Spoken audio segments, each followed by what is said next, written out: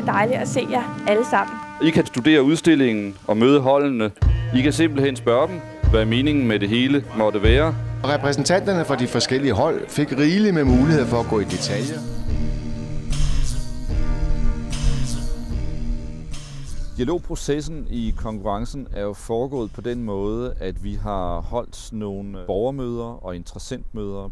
Her har vi inviteret de forskellige grupper indenfor til at lytte og kommentere og inspirere processen. Holdene har været i dialog med både borgerne i bred forstand, men også med udvalgte interessenter. Folk, som har særlig betydning, for eksempel for forretningslivet i Køge. Til at begynde med sidder man måske med lidt bange anelser. Hvad er det nu, der kommer til at ske med vores gamle hyggelige by? Men der har været en helt fantastisk dialog. Vi er blevet inddraget lige fra starten af og har fået lov til at komme med alle vores synspunkter.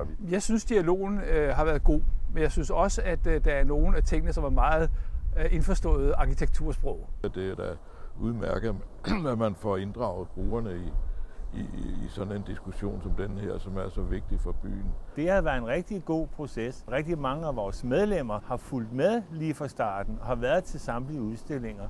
Så vi føler os rigtig godt informeret, og vi føler også, at vi bliver hørt.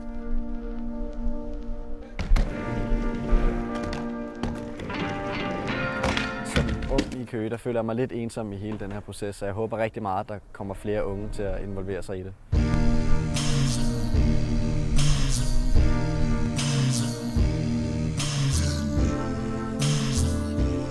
Specielt nogle interessentgrupper har været rigtig dygtige til at komme hen og tage fat i os og sige, nu skal I lige huske også blandt andet kajakklubben, som havde nogle helt specifikke krav. Dem tog vi til efterretning og indarbejdede i forslagene. Det er meget tydeligt at se i konkurrenceforslagene, at den måde detailhandelsudviklingen er beskrevet på i forslagene, at den tager sit afsæt i det Køge er, og de mennesker, som befolker detailhandlen i Køge.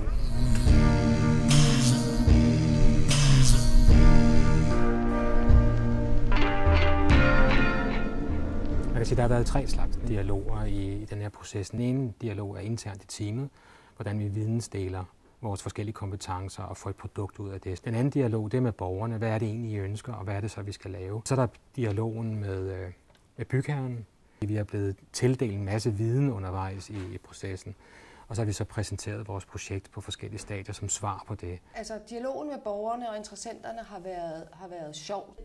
Men man kan sige, en lidt tættere dialog med interessenterne og borgerne omkring det konkret kunne også have været brugbar. Specielt når vi kunne stå med den fysiske model og diskutere de forskellige løsningsforslag. Og borgerne og interessenter kunne komme op og hive os i ærmet og sige, hov, og hvad sker der lige her? Så gav det rigtig meget.